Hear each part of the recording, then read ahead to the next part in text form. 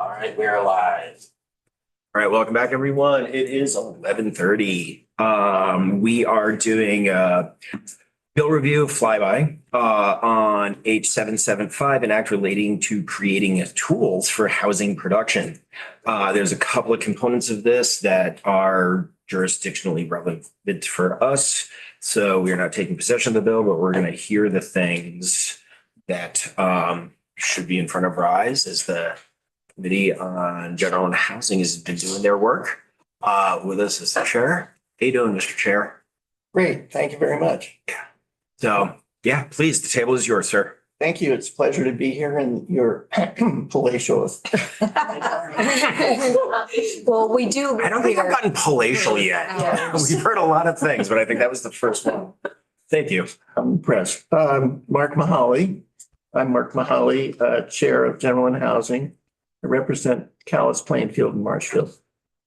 And I have several authors, co-authors who are here with me just to watch, and also someone from the Treasurer's Office, should you have questions. Set the stage. You know, you guys remember last year, we passed a bill, a housing bill, a general housing bill. And one of the things in it was a financing device known as CHIPS. And it looks like it's got legs, we'll see. But we knew that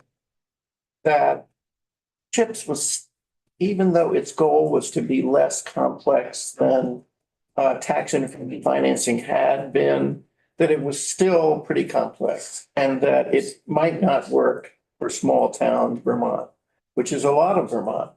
And so we thought, let's follow this up with a real bill that really addresses rural housing finance for Vermont. And 775, that's what 775 is.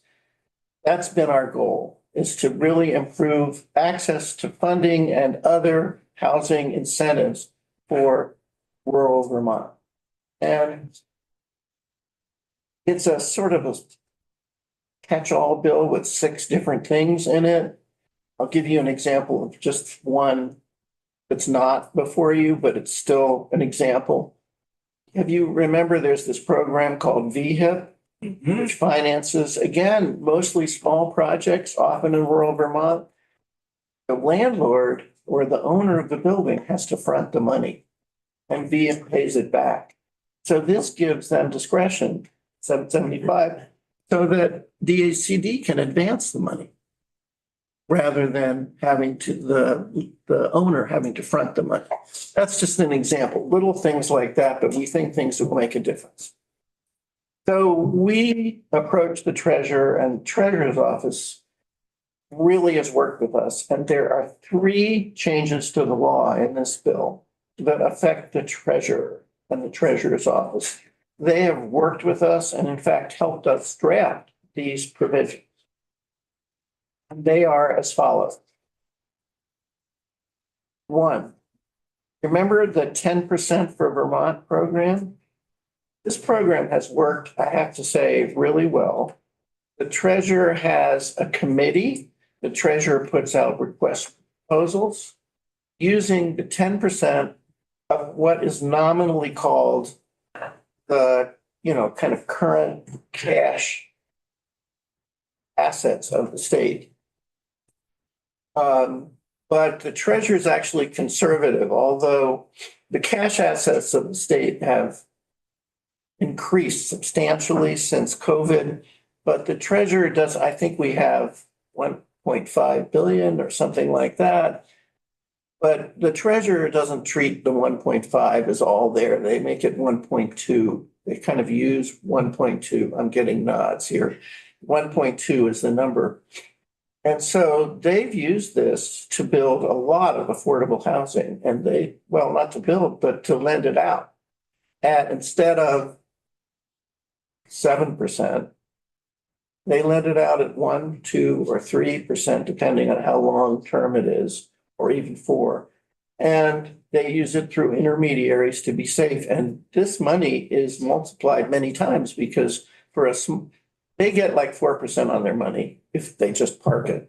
And so this gives them like 1.5 on average. So for that differential, they are getting all of this private capital that comes in for housing. So, when you don't have enough money, it's important to use other people's money. Really. And so this is a program that has a huge multiplier because for that little subsidy and interest, you're getting private capital flowing in that wouldn't otherwise flow in. So anyway, it's been working really well. The treasurer feels comfortable that we could increase the 10% to 12.5% very safely. So that's item one. It's 12.5%. We haven't renamed.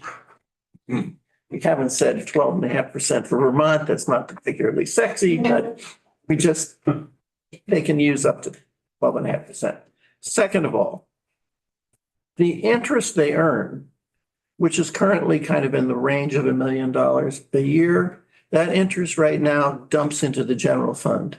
Under this bill, it would go into a housing fund, so it would flow back to housing. Appropriations will have to address that issue, how it feels about it. We felt like this is a housing program, the money should be available for housing. The third one is really interesting. We're very interested in housing that is cheaper than current housing and looking for ways to build it. And one of them is what we call off-site modular housing. You may have heard or read about like Huntington Homes. They manufacture it in a factory where you can actually work in the winter without killing yourself. And they build these pieces and then they truck them out as kind of pre-built pieces and they assemble them on the site. Well, that housing is still not cheap, but it is, if we could get larger orders, it would be cheaper. So the idea is having an agency, in this case DHCD, aggregate many smaller orders into one big order, okay? So you have some developer in rural Vermont saying, I'm building 5 units, order me 5. Another one says, I'm good for 3. Another one, I'm okay for 10. They're aggregated into one, and then the agency turns around to an entity like Huntington Homes and says, how about 40 homes? The problem, remember who's going to pay for that? Not the state. The developer pays for that. Even the 3 unit, they're not going to get the units unless they pay for it. Okay. So it's not a revolving fund where we're asked to fund it all or anything like that. The problem is going to Huntington Homes and saying, guys, open up a new line, will you, for 40 homes? And they say, well, how do we know it's real? Oh, we have these 10 developers, 12 developers out here who are all saying, sure. That's not good enough. The treasurer is willing to use up to 1% of the 12.5% to develop credit facilities to backstop the aggregated orders, to provide state guarantee that those orders are good. So, and that will allow a Huntington Homes or somebody to expand their capacity and build these homes and give us a better price, which is what we're after all. And what I like about that is it's very low risk because DHCD isn't going to aggregate a unit from some fly-by-night. It's got to be a decent, they'll probably demand evidence that they're creditworthy of a developer.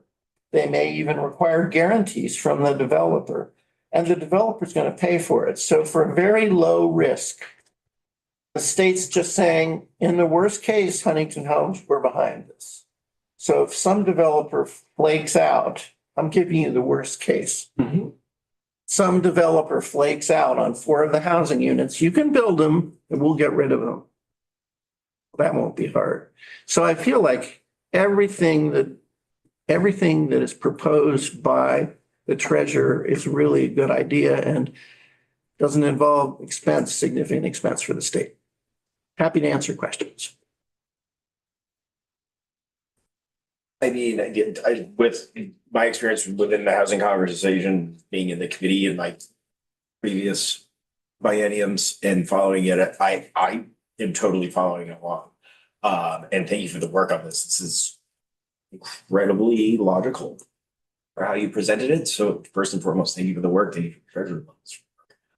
And with that, I'll open it up to the table for questions from folks who aren't usually exposed to this statutes. Rep. Hooper, Burlington. Are we talking only manufactured stick-built homes that are assembled, or are we talking about homes that get put together? Both. The credit facility could support pure manufactured housing. Okay, are we competitive enough with regional production facilities to, how far do we have to reach contract price? Right now, there was a Vermont. Okay, let me clarify. Most of what we're talking about is what we call there's a terminology problem. It's off-site Mhm. modular housing. That's stick-built. Okay? There is another kind of housing, which we call manufactured housing. And a classic example of manufactured housing is a single wide or a double wide. What we used to call, but my hand gets slapped every time I say mobile home. Because they're not mobile, they're planted. Okay. And we have another bill which is trying to clean up that area for mobile homes, but they are inexpensive. They are manufactured elsewhere. They're manufactured in Pennsylvania in factories that produce 1,000 of them. But the bill is drafted so that if we can find a way to facilitate large purchases of that, it could be used as a credit backstop for that. But I think that intention is the first effort is on the modular, offsite modular. So I've been to the Pennsylvania manufacturer. yeah. Their the annual show in Harrisburg. It makes a great committee trip. It would. They produce because- enormous numbers. And you're amazed, it's amazed at what they, true story, you never tell. Yeah. Also, we did take a trip to Fecto Homes here in Montpelier, and man, walking into a double wide. Nice, with wallboard and insulated, and Can be amazing. it's pretty amazing. Now, it's not like ever since HUD in, I think, 86 or 87. Is that right? Yeah, HUD put together standards. They're much better and weatherproof, and it's really something. And relatively inexpensive. This could be used to facilitate that. I think its primary purpose is the offsite modular. Yeah. You get it into triple wide, you really. Yeah, well, it goes, there's all kinds of, there's a word for that, I guess. All right. Yes. Any other questions for the chair? Before we move over to councils? No, thank you very much, sir. We're going to start off with Mr. Gray and then shift to Mr. Wood. Like a reservoir dog. Morning, everyone. John Gray, Office of Legislative Counsel. I think it is still morning. I hope. A little bit. At least in our minds. Yes. Been a morning world. Okay. I'm just going to share one quick piece from H775 with you. And this is related to special assessments. The thing I just want to note is this doesn't disrupt anything about the way that assessments are dealt with under Title 24 currently. This is just providing a new financing tool. So don't think of this as disrupting anything about special assessments. It's just latching onto that existing process. And so the problem, as I would characterize it, that this section is trying to solve is that generally you're going out for general obligation bonding. You're trying to bond for a particular project, right? And so that requires a vote, the municipality as a whole, to take on a general obligation bond. The reason being that a general obligation bond, full faith and credit, could compel a tax levy for those purposes. And so if you think about special assessments, which are assessments, this is in existing law, assessments exist, they are levied on particular properties within a municipality that benefits from a particular improvement that you're making in a limited area. And then you apportion that benefit across the beneficiaries of that improvement. if you think about that, it's not the town as a whole that's getting the improvement, right? I mean, the municipality is getting the improvement, but it's those folks that are receiving that benefit. And so if you just contrast the process for general obligation bonding, which requires a vote of the whole, I guess the benefits for an assessment, which is just for a subset of folks, there's a bit of a mismatch.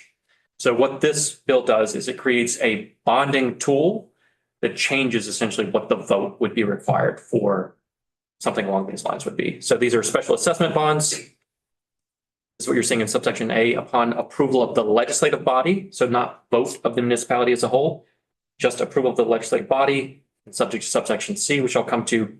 A municipality may issue revenue bonds for the purpose of financing that public benefit, that public improvement for just that limited area. And then we have standard disclaimer language here. A revenue bond is issued for an essential and governmental purpose. Receive tax benefits under that. Subsection B is just clarifying that this is not a general obligation bond. It is only backed by the revenues of the special assessment. All of those procedures continue to exist. All the votes that are required for special assessments continue to exist. But to actually issue these revenue bonds, you just need the legislative body to approve, and then it's backed exclusively by those revenues. No one could compel, none of the holders could compel a tax levy like you could for a general obligation bond. So that's what subsection B is saying. Revenue bond payable solely and exclusively from the special assessments levied on those properties and shall not constitute general indebtedness to the municipality. No holder shall have the right to compel any exercise of taxing power. Subsection C, the last piece, this is really a marketability concern about the revenue bonds to attempt to address the fact that you could have weak bonds entering the market. This was suggested by the Vermont Bond Bank, but this is just language that says if you're issuing a revenue bond, you have to meet these particular marketability concerns. You either need a commitment letter from one of these reputable bodies, Vermont Bond Bank, a bank regulated by one of the major national regulators, or a credit union regulated by the National Credit Union. Or if you didn't have a commitment letter backing those, if you'd received a minimum credit rating of BBB, which is what's considered investment grade from one of the major national statistical organizations. So said lots of words, but this is to back up the ability to finance limited improvements within a municipality using revenue bonds that wouldn't require a vote of the municipality as a whole. And it includes some marketability concerns. I'm happy to talk more if you guys have specific questions, but I know you're covering a lot there, so. Questions for Mr. Gray?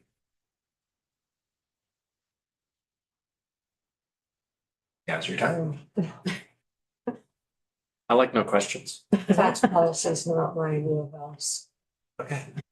And like I said, it doesn't disrupt anything about the special assessments process. It's just a new bond that you could use backed by those revenues. Understood. Perfect. Awesome. Thank you, sir. Thank you. Mr. Wood.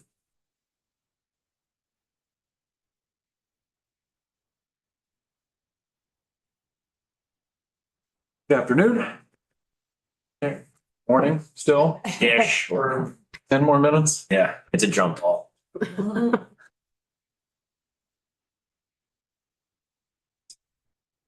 For the record, Cameron Wood, Office of Legislative Counsel. I'm going to walk through sections 2 and 3 of the report from the General and Housing Committee. So my colleague John just walked through section 1 related to bonds. Section 2 and section 3 deal with the Vermont State Treasurer and the creation of a Vermont Housing Special Fund. So as was mentioned in the introduction, currently the state treasurer has the authority to create the credit facility of up to 10% state's average cash on hand to then invest those monies in accordance with their own guidelines and the Vermont's Uniform Prudent Investor Act. So what you have here, beginning on the bottom of page 2 and top of page 3, it's just a little bit of reorganization of the section. I think the key pieces to focus in on are going to be the sub A. It's increasing that credit facility authorization from 10% to 12.5%. Then you get into the subsection B here, which authorizes a credit facility of up to 1%. That 1% can only, this is in the sub 2 here, beginning line 12, can only be used to facilitate housing development through the bulk purchasing of offsite constructed housing and to aid in the purchase of offsite constructed housing. Also, in addition, the credit facility, this is on line 8. The credit facility established under this subsection reduces in equal amount the 12.5% if you were to approve the increase of 12.5%. The concept here is we want to authorize a credit facility of up to 1%, but we don't want the total amount to go to 13.5%. We're going to keep it at 12.5. So any amount that's created under this one facility for the purchase of offsite housing equally reduces the authority of the credit facility that currently exists. Then we get to sub 3 here. It states that any financial losses of that 1% credit facility have to be covered by this new Vermont Housing Special Fund. So then we're going to get to the bottom of that section, which is going to be all the way down to page 5. There's a few technical cleanup amendments in some of those subsections, nothing that's substantive. You get to a new section E. What is the Vermont Housing Special Fund and what funds are going in there? All of the interest from these credit facilities that the treasurer has the authority to create, those interest monies that come in from the loans that the treasurer issues out currently go into the general fund. This proposal is to take the interest from those loans and put it in this Vermont Housing Special Fund. And so that's what you see on the sub E here. Treasurer retains interest paid on the loans, puts it in this created housing special fund. And then beginning in this section 3, there's a lot of standard kind of boilerplate language to create the special fund. I'm going to bring you to sub E here, beginning on line 15. The treasurer can use these monies, so just the interest, on line 17 to promote the increased availability of housing, including the bulk purchasing of off-site constructed housing as authorized in that new 1% credit facility. So the interest in this special fund that's being created can only be used to promote increased availability of housing. It doesn't have to be for off-site. Could be for other housing, but it can be for off-site. The 1% credit facility above, limited to off-site construction. Interest in the new special fund, housing in general. And then the top of page 6, the only other point I would make is the treasurer can use the interest to cover the administrative costs of the credit facility. Anything interest gets credited to the fund, other just kind of boilerplate language there. Okay. So at the end of the day, it's just changing those credit facilities, authorizing the 1% credit facility, capturing the interest, putting it in a special fund, and then designating what the 1% and the interest can then be used for. The rest of the bill are sections, Mr. Chair, I'd be happy to mention, but I don't know that they're housing, VHIP, That's VEDA. necessarily relevant to our focus right now. So I wanted to stick to what was jurisdictionally our wheelhouse to have situational awareness on. Understood. Thank you for that, sir. Happy to answer any questions. All right, questions from the committee on this? I thought that was a very clean tee up from the chair into council. Perfect. Information loop. Again, I want to open it up to the table. I've had my head in this policy for a long time now, so I got it. Just wanted to see if there were questions from folks, because I do know that, when are you looking to vote this out, Mr. Chair? Well, this, Or is it out already? it's out, but it has to go to appropriate. It has to go, it's in Ways and Means. Okay, It will have to go to appropriation. understood. Okay. It's this committee. I apologize for that, frankly. Did I sit down again? Yeah. You'd like, First of all, I apologize. I did not clarify. You got a good explanation of the credit of the change with the assessment districts from council. I didn't mention it. I should have. But yes, we had to act because this has to go to so many committees. But should this committee have some suggestion, we'll make sure that it's transmitted to one of the other committees. no, thank you for that. So I guess I'll open it back up to the table right now to see if anybody has any questions or concerns. Yes, Are Rep. there other manufacturing facilities in Vermont other than Huntington Home? You should identify yourself and Tom Charlton, for the record, represented Tom Charlton. There's Huntington Homes, there is Foam Laminates, Starksboro, and there's studies and actual work being done on reopening a plant in Fairhaven that's capable of producing these. So I'd like to see Fecto still. they don't film them. Fecto doesn't build them in Vermont, but they do sell them. Yes. So this has potential of increasing labor. Depending on how many towns get on board or how many houses are needed. A lot. A lot. Yeah. Yeah. Right up, gone. And just for clarity for me, because I may have missed it. So this can also be used to build on-site as well as for the, where it said the 1%.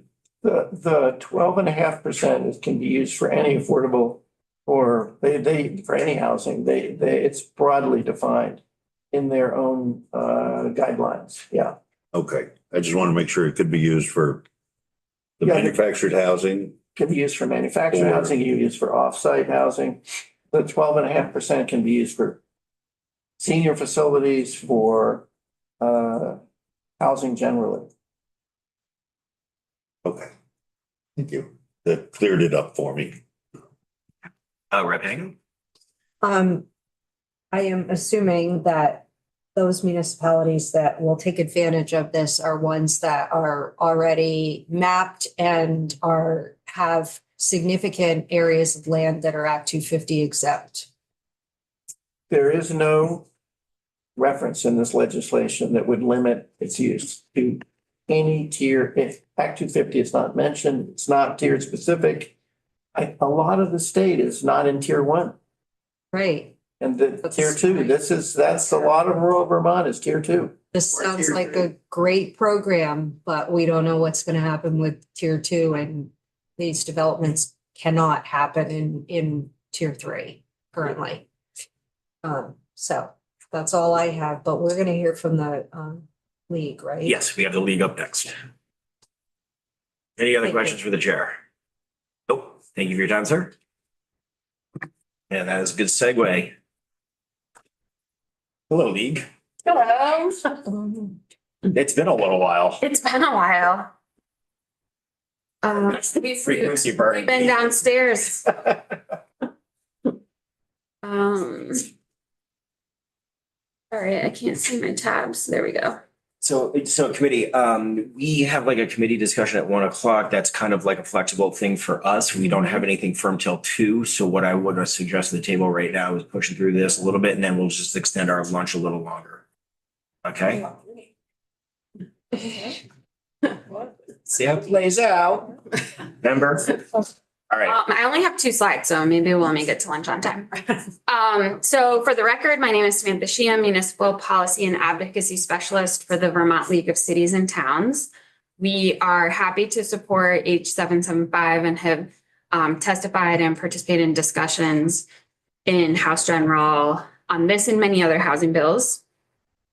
Housing is our top policy priority. It's been the top reported concern of municipal officials since 2021 when we survey them annually. There is an urgent need in every Vermont community for more housing, in particular the availability of affordable housing.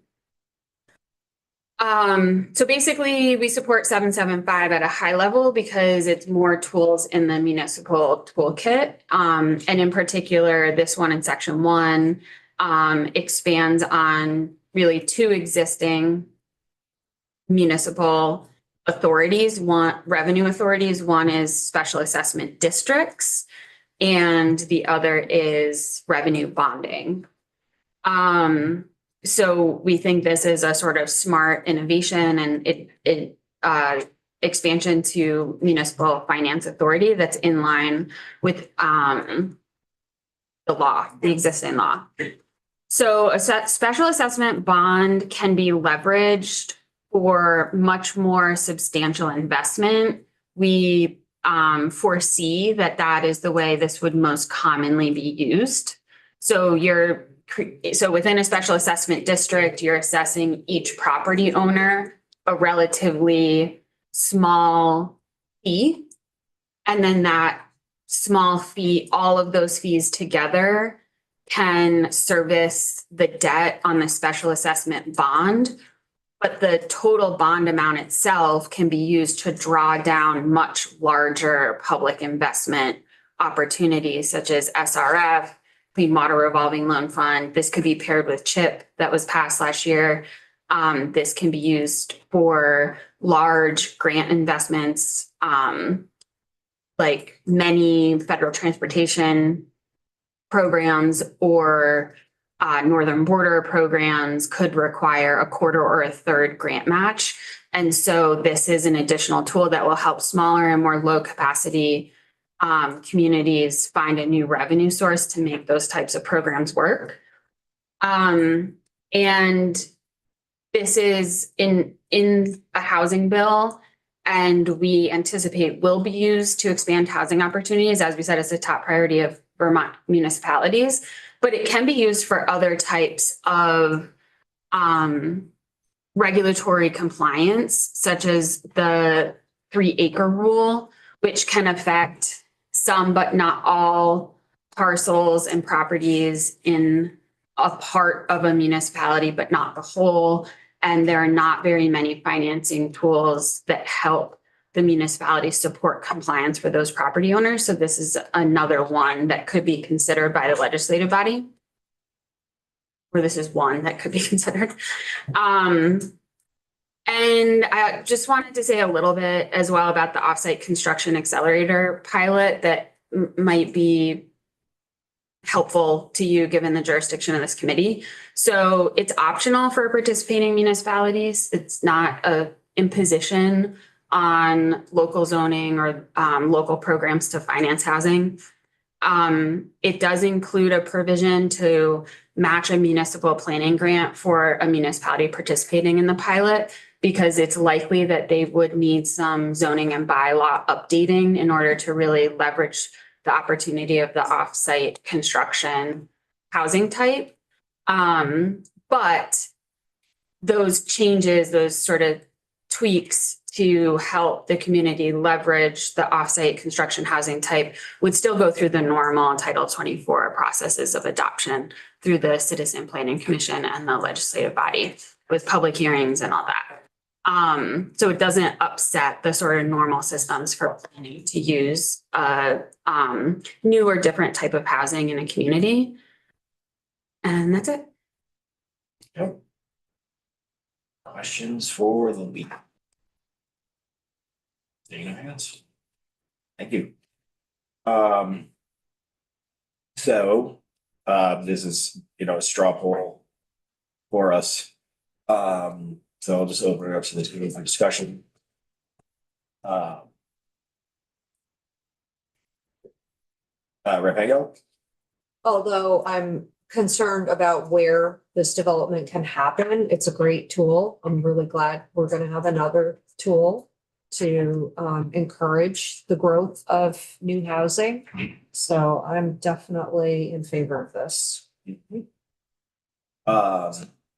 Any other folks feeling uncomfortable before I call a favorable? I'm very comfortable with this. I'm a little uncomfortable with the juxtaposition of the groups that are buying up farmland to preserve them and cutting out basically the opportunity for development of communities in areas where we need them. But that's outside of the scope of what we're discussing here. Yes. That is something I think in the Act 250 possible implications can be addressed at some point. This is a good idea. Totally hear your point. Finite focus. Rep. Khan. No, I like this as a tool. I'm worried that we have hamstrung it by regulations we have in place right now. Actually, they won't. We can always fix that, Mm-hmm. but as far as this goes, having it on the books, if we can fix the others to make it useful, is what we need to do. Yes, hopefully this can dovetail into something impactful. So. Okay, hearing consensus of support from the table. I will call for favorable thumbs on the language presented. All right, that is favorable thumbs. All right, thank you, committee. I appreciate it. That was a very, yes, we saw the digital thumb representative. Thumb has been recorded. Kind of redundant. Yes, actually. Rep Hooper. Persons that have more of an interest in this could go to modularhome.org and see some surprisingly interesting houses that come on trial. Well, this is very nice. Tidbit. So My friend has a. So, Six sections. beautiful communities built by that. so what I do want to do is I was kind of picking up on this. We did bleed over a little bit, but I think I want to call this break time till 1:30. So that we can have that committee discussion at 1:30 to 2 o'clock before our next order of business, which is miscellaneous alcohol.